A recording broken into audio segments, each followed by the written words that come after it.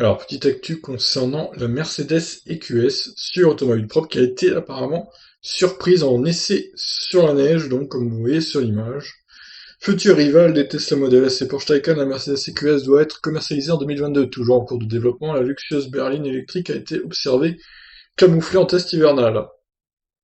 Mercedes promet de lancer pas moins de 130 voitures électriques d'ici 2030. La première est un SUV, l'EQC, donc, on a déjà parlé, commercialisé depuis l'été 2019. Et j'ai essayé d'ailleurs, je vous invite à voir la vidéo. Elle sera suivie par l'EQB, un autre SUV 7 places, l'EQA, une berline compacte, puis l'EQS, une berline de luxe prévue pour 2022.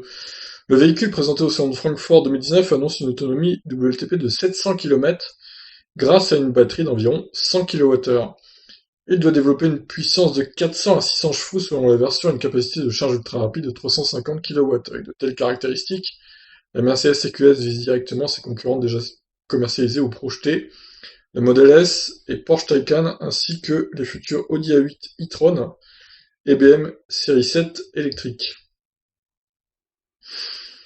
Donc voilà, alors là on a des photos du coup des essais sur route totalement enneigés, avec évidemment le bon vieux camouflage qui va bien, pour qu'on ne distingue pas du tout le design final de la voiture.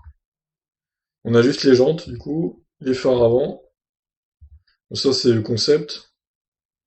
Et on ne voit même pas l'intérieur, hein. On voit à peine qu'il y a un mec qui conduit. Donc voilà, ce qu'on pouvait dire un peu pour ces...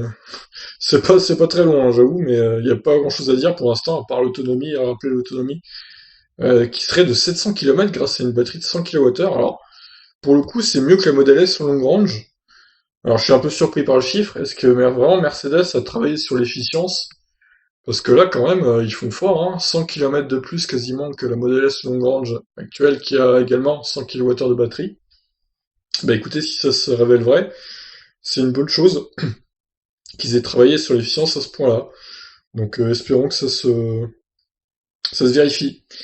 Donc reste à voir le prix maintenant. Bon, si elle va courir dans la catégorie des Model S, Porsche Taycan et série 7 de chez BM, à mon avis, on va taper dans les 100 000 balles, hein.